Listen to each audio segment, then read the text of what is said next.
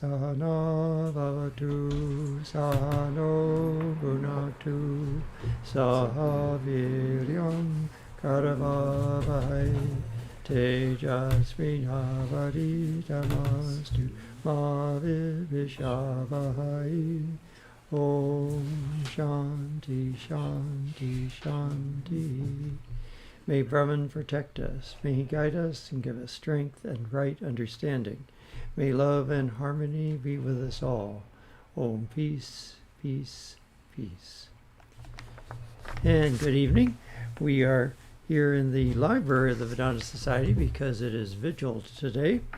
And we're glad to have Atma back again with us this evening. And we are reading from the complete works of Swami Ramakrishnananda in his section called Sri Ramakrishna and His Mission. And we just went through a section which described how he would frequently go into his states of samadhi, and it would be difficult to bring him down, and they even had to exhort to hitting him and all sorts of things. And finally, in one episode, it took an attack of dyspepsia to bring his mind back into the body. So now we are going to continue the next section, which continues his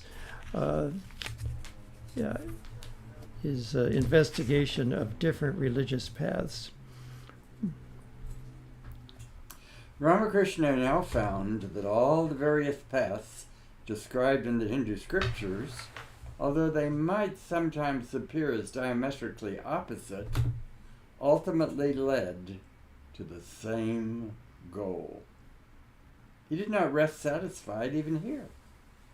He wanted to see whether other religions of the world, such as Islam and Christianity, were not also different paths.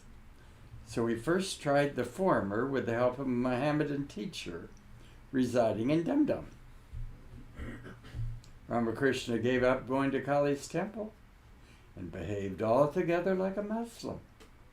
And at last he found that to be as good a path to realize the truth as the others that he had previously tried. Once, as he was walking in an adjacent garden belonging to a wealthy gentleman of Calcutta named Babu Radhanath Malak, Ramakrishna saw that a tall, airy figure was approaching him. And he at once knew that figure was Jesus, who came and was merged in Ramakrishna, making him transcend all his senses and taking him to the same goal at which all other religions aim. Thus he was able to know beyond all doubt that there were as many paths as there were religions, as water, although may be termed differently by different people, such as jal or pani, tanir, water, aqua, and so forth. It equally quenches the thirst of all. Similarly, one God, although he is differently viewed by the different nations of the world, equally fulfills the desires of all. Yeah, so we see that this realizations of Sri Ramakrishna are really unique. Other groups have tried to synthesize different religions or say that they're all very similar and they're all good, and they try to kind of meld them together in some way, or they'll have some other way of saying that they're all valid paths. But Sri Ramakrishna is unique in that he personally, individually experienced all of these different paths. So quite a unique expression. And of course, even though the paths might seem different, they do get you to the same place. And my favorite example is that, if you start out here at the Hollywood Temple and you want to get to the airport, depending on the time of day and the kinds of routes you like, you might go north on the 101 to the south on the 405, or you might go south on the 101 to the south to the 110, and west on the 10, or west on the 105. There are all sorts of ways to get there. And as you notice, the first step in those two paths were completely opposite. And they're perfectly good ways to get there. They probably aren't much different in the distance, and depending on the time of day, one might be better than the other. So this is very similar to what we find in religions. We might find things that seem like they're saying to do completely different things, and yet in reality they still manage to get you to the same place. And the bottom line of a lot of them is that they are different ways of having us fix our mind on God, remembering God all the time. And there are lots of ways to do that. And so that's really one of the common denominators for the different paths. All right, we're going to continue here with another paragraph or two. Ramakrishna now started for his native place with Hridoy. This time he was neither reserved nor fond of seclusion. The old jealousy had again come back to him, and his friends began to flock around him.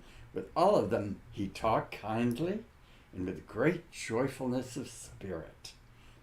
But his friends could not regard him as their old Gadadhar, for with all his playfulness, there was a certain solemnity about him which awed and kept them at a respectful distance. Spirituality is something that when somebody has really had those highest realizations, they just exude something different. The whole vibration around them is transformed. And so even though he obviously was an avatar from birth, he hadn't been fully awakened, you could say. And so at this point, he had reached a whole new stage and was radiating that kind of spiritual presence that even his old playmates could feel and understand. All right. After a few days, Ramakrishna returned from Kamarpur to the temple of Kali. At that time, the wife of Mathuranath was seriously ill. The best physicians of the metropolis had given him up for lost. Mathuranath was distressed, and when he heard that his Baba, the name by which he called Sri Ramakrishna, had returned, without any delay he came from Jambazar to Dakshineshwar to pay his respects to him. Sri Ramakrishna knew the trouble of his heart, kindly told him not to be frightened by what doctors had told, for his wife would be cured shortly. Well, Mathura was exceedingly glad at this, for he had infinite faith in the words of his guru, and his joy knew no bounds when, within a very few days, his wife recovered. Yes, Ramakrishna, of course, could see into people's hearts and into people's minds, and could see future events, could see how things were going to go. So he was able to tell Matra Babu what was going to happen with his wife. He often would get this information directly from the Divine Mother herself. All right. During this period of his life, Sri Ramakrishna used to spend most of his time with Mathura in his Jan Bazar house. Both husband and wife regarded him as their god. One day the wife expressed her intention of making pilgrimages to all the holy places of northern India, and Mathura asked the opinion of Ramakrishna, who readily consented. When Mathura humbly asked him to accompany them, he agreed to that. At this, Mathura ordered all his servants to make the necessary preparation for the journey. All right, so we're going to hear about that, so let's just continue. In a very few days, the big party started on pilgrimage. A railway carriage was especially reserved for Sri Ramakrishna. Hridoy followed him to take care of him. They soon reached Benares. After paying his respects to Sri Vishwanath, Ramakrishna went to visit Srimad Trilinga Swami, the famous Mauri, or silent. Mounting. Is that Mauri or Mount? It looks like mounting here. I don't know. Or silent sannyasin who disappeared a few years ago. When the Swami saw the sage of Dakshineshwar, he motioned to him to sit down and presented him his snuff box, thereby indicating his great regard for him. Ramakrishna asked him whether God is one or many, to which the Swami replied, assuming the position of meditation and raising one finger, thereby indicating that when a man is silent and has no concern with the world, there is only one God to him. Then putting his fingers upon his mouth, pointing in all directions, he thereby implied that when a man talks and is thus concerned with the world, many must be his God. So that's, yeah, a very interesting way that he put it, with a bit of charade, you could say, that Sri Ramakrishna understood very well. That in the moments of silent meditation within yourself, God is one. But of course, as soon as we open our mouths and talk about God, then it can't be completely accurate, and we give God all sorts of appellations and qualities and various conditions and so forth, and different people talk about him differently. So this was the idea here, is that the one becomes the many when you talk about it, because you can't express the one completely accurately. And of course, there isn't that much to say about the one, except that it's one, and you're done. So if you're gonna have a longer conversation, you're gonna make up all sorts of stuff. All right, let's go on. Thence the party went to Allahabad. The party, after a few days, started for Vrindavan. Here, Sri Ramakrishna used to fall into trances frequently. He had now come to real Vrindavan, every grain of dust in which had been hallowed by the holy feet of Sri Krishna and the shepherd girls. He often used to roll in the dust in order to purify himself, and then he would be at once transported into the charming circle of Sri Krishna and his shepherd boys and girls, whom he would enjoy and play with for some time, and then come back to his body. There was at the time a great woman saint named Ganga Mata at Vrindavan.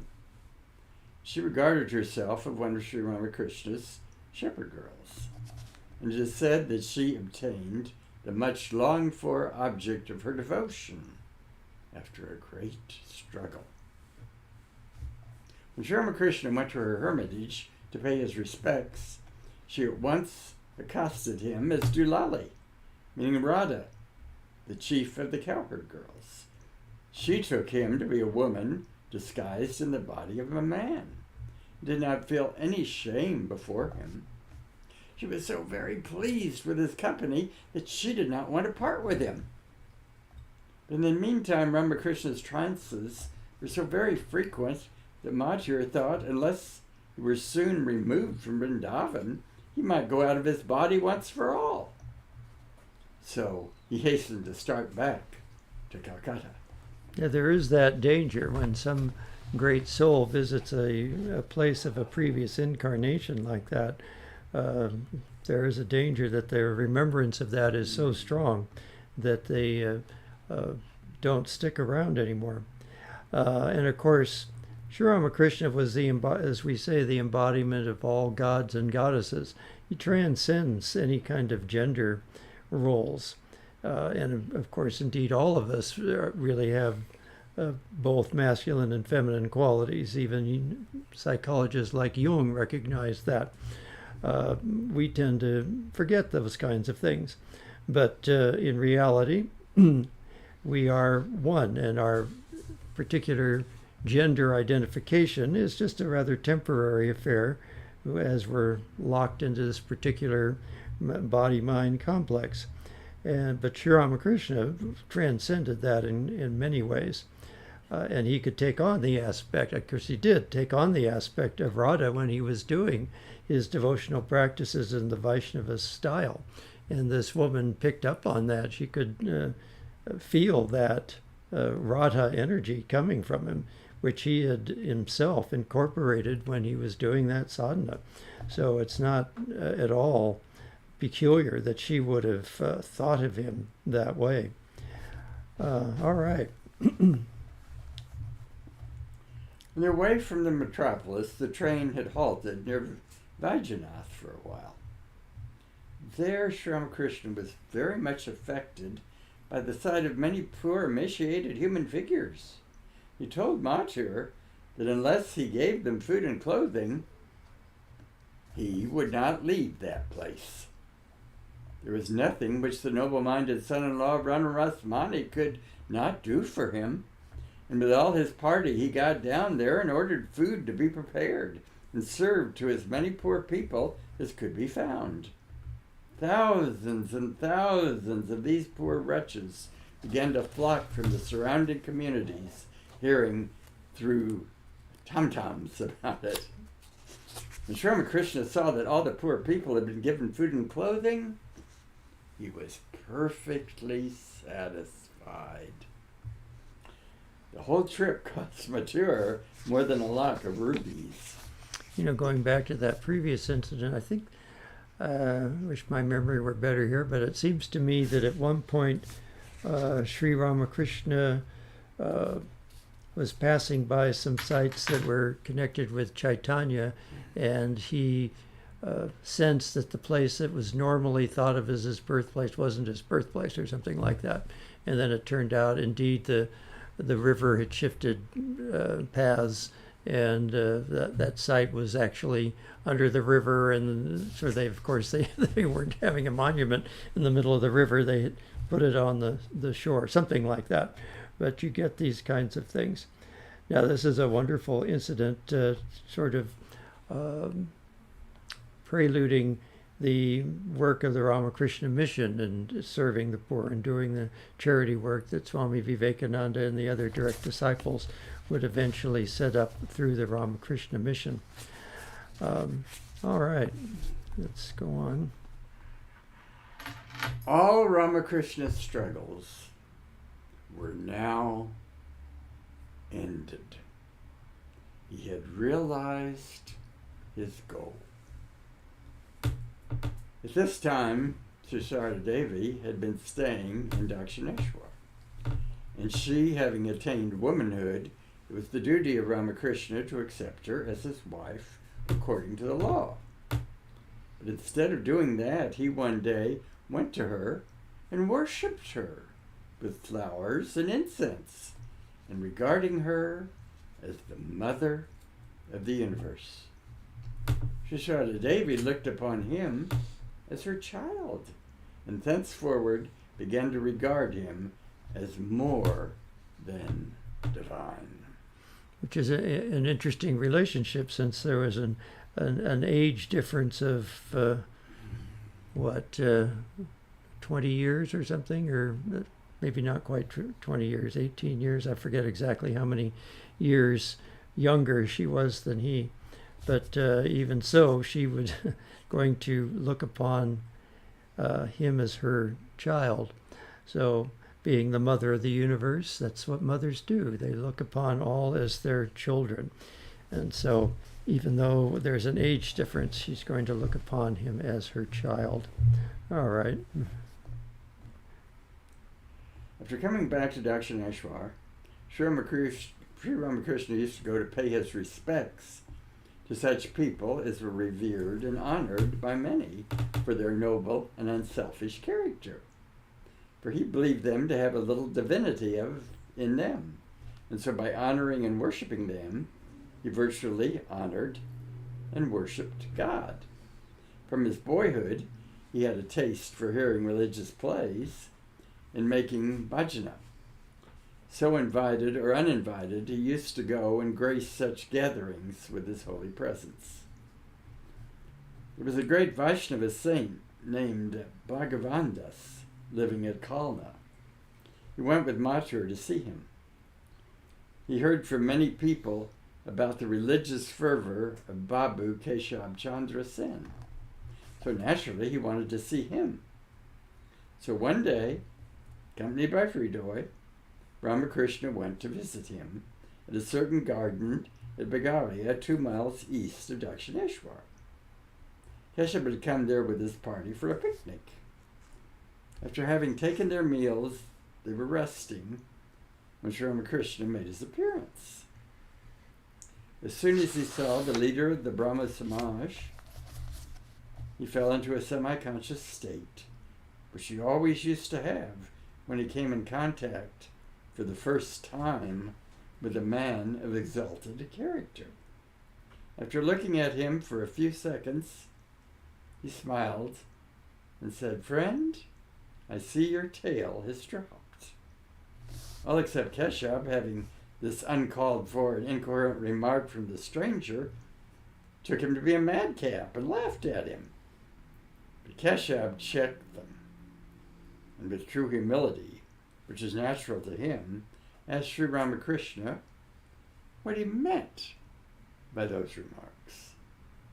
The sage Ramakrishna replied, "It's when tadpoles drop their tails, then alone they become amphibious. They can live both on land and in water. Similarly, if you have dropped the tail of ignorance, that is the reason why you can live both in and out of the world." Hearing this, all admired Sri Ramakrishna, felt ashamed of their former rashness. From that time onwards, Keshab became very much attached to him. He paid a return visit one day to Dakshineshwar. Sri Ramakrishna accorded him a very loving reception. Graciously, Keshab's reverence towards Ramakrishna increased so much that he would not sit before him on any seat, but he would wait for hours and hours together, hearing the sweet and ennobling words. Yeah, and of course the Brahmo Samaj had this idea that worshiping God with form was not really appropriate. That was, and yet Keshab and Ramakrishna remained great friends, and a few of the direct disciples came through the Brahmo Samaj. That they had became familiar with Sri Ramakrishna from their association with Keshab Sen and the Brahmo Samaj. And of course, in the influence of Sri Ramakrishna, they changed their belief about God being both personal and impersonal, and that you could have God with form or without form. All right, let's continue. What are we doing on time? All right. It was Keshab that first published his name, Ramakrishna's name, in his paper called The New Dispensation. The English-knowing public thus came to know about him, and high officials, clerks, and students began to flock around him.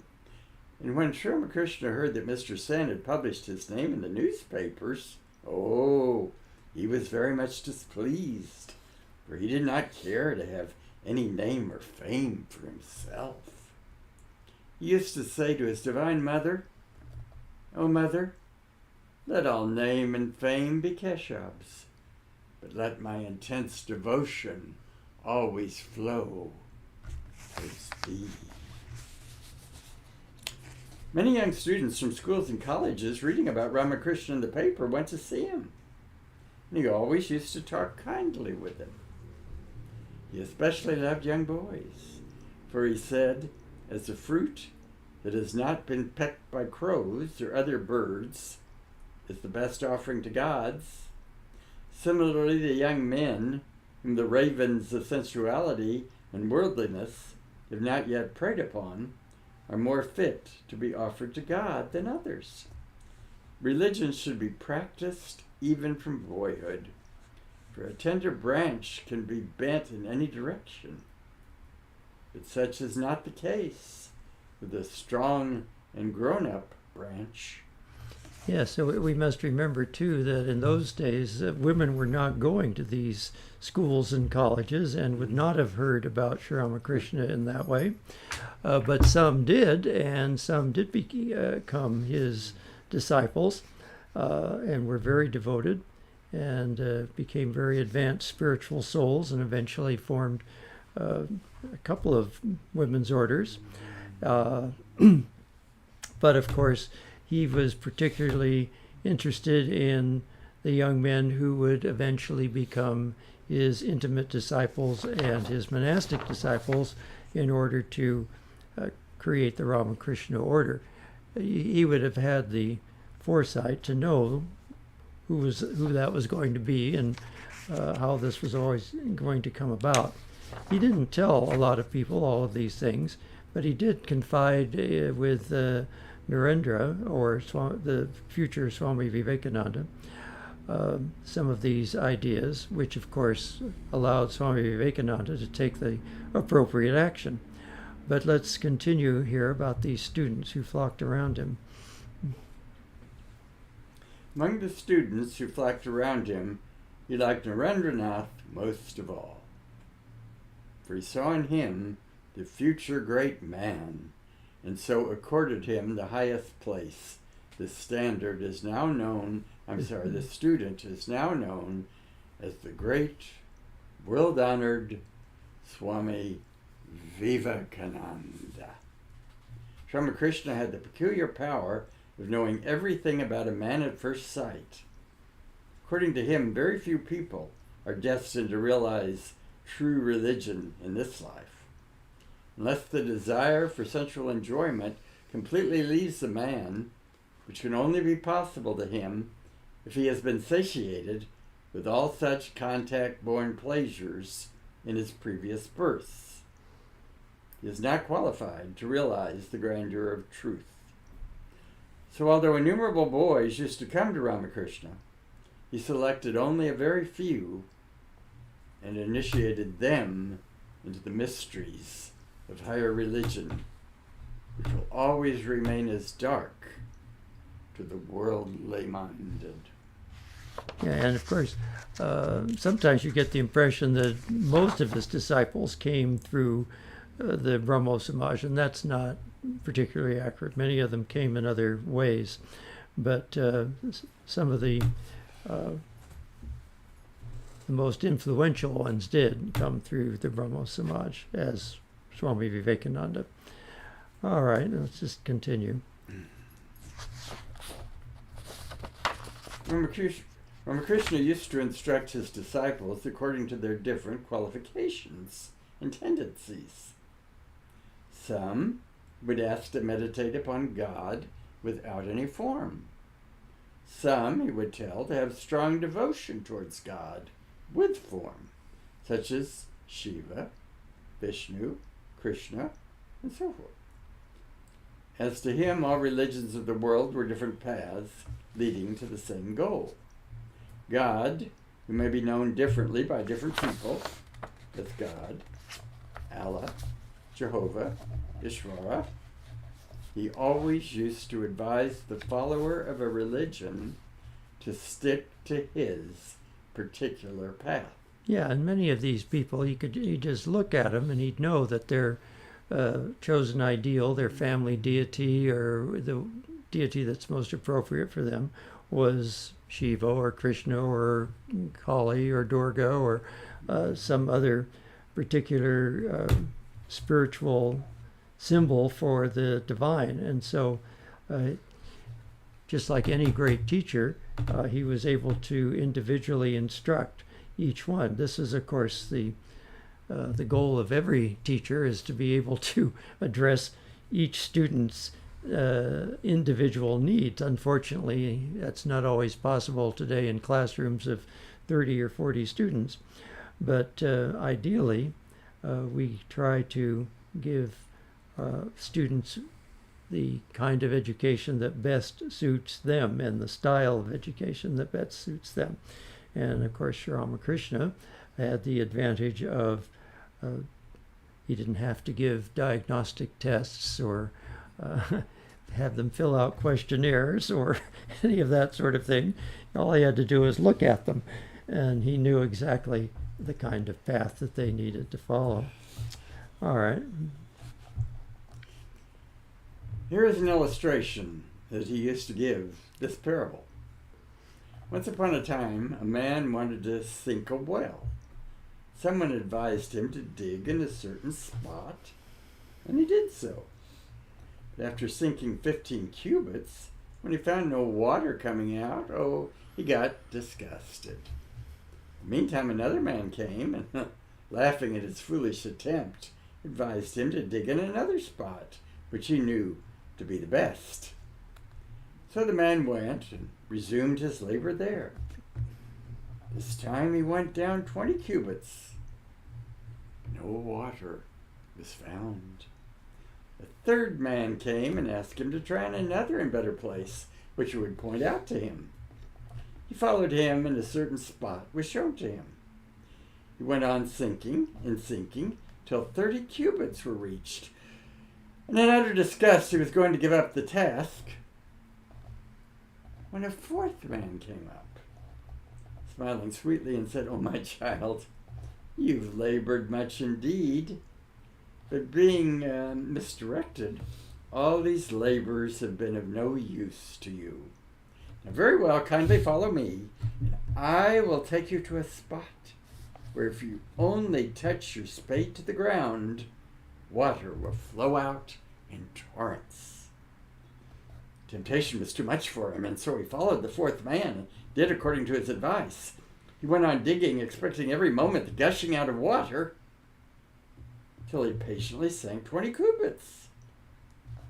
But alas, no water came.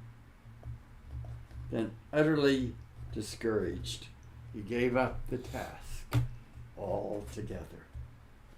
And by this time he had sunk 85 cubits.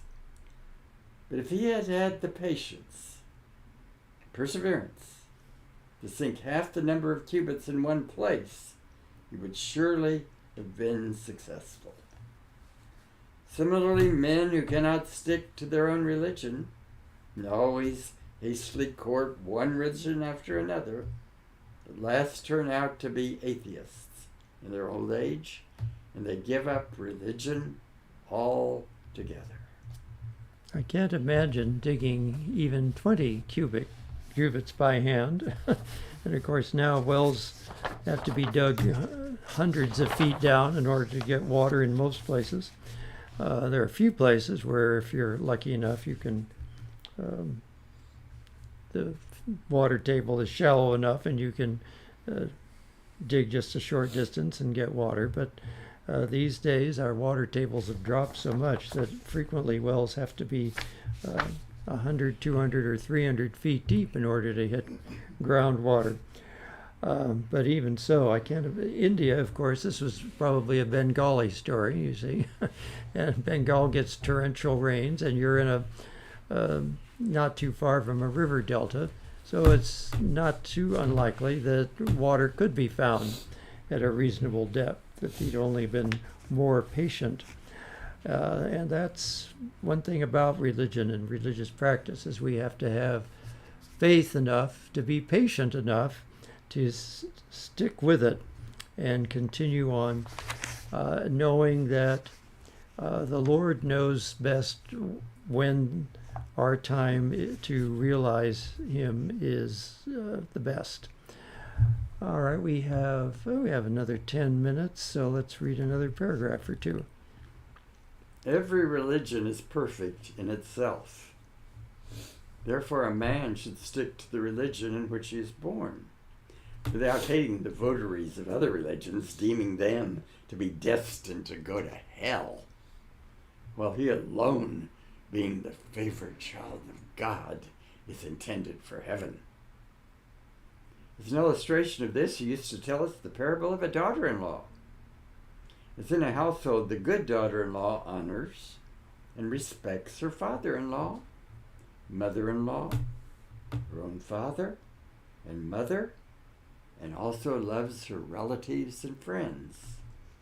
But her special love flows freely towards her husband, with whom alone she shares her bed.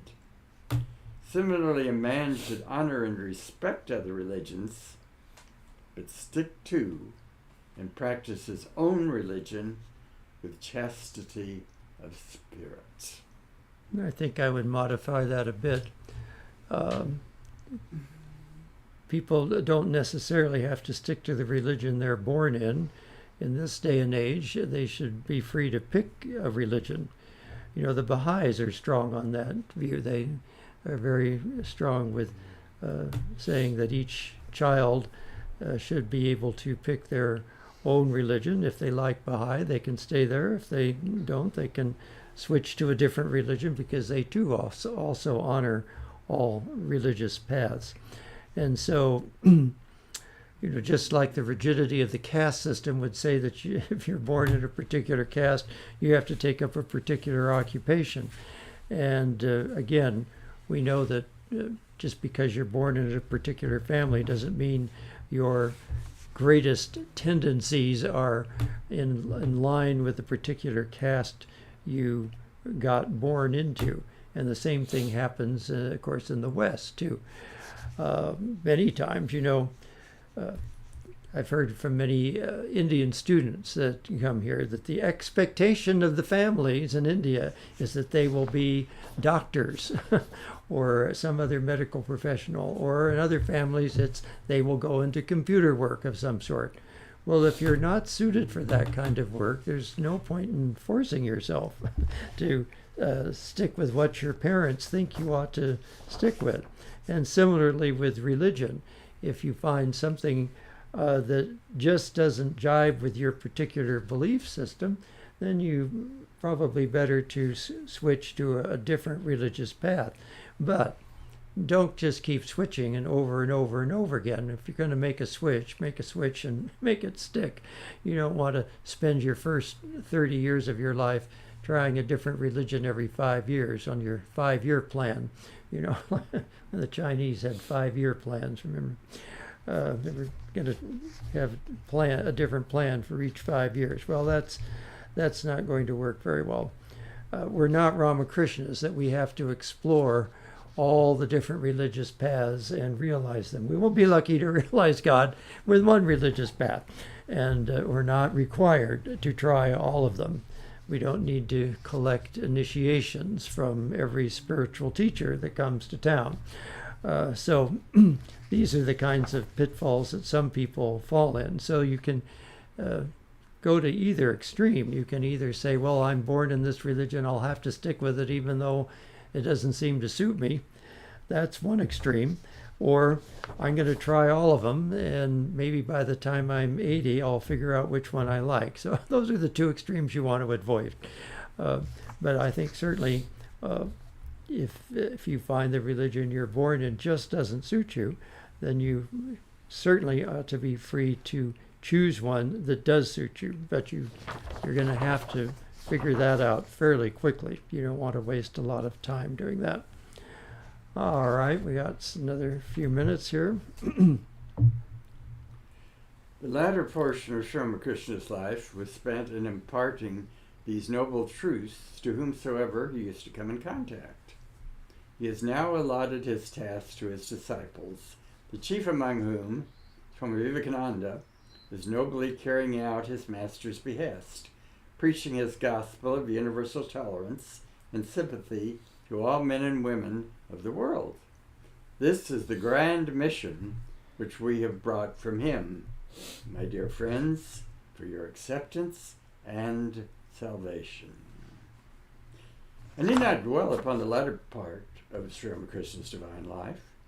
I hope I have sufficiently brought him before you to give you a rough view of the divine man, as well as the universal doctrine which he came to preach. According to Ramakrishna, we must combine orthodoxy with liberalism. The spirit of the age is such as it refuses to think that truth can be the monopoly of a single individual or nation. Science has taught us this grandest lesson, and so in Sri Ramakrishna we see the marriage of religion with science. That's interesting. It reminds me of, the Jewish people have different sects too. And the most recent sect to evolve is, I think it's called Reconstructionist or something like that.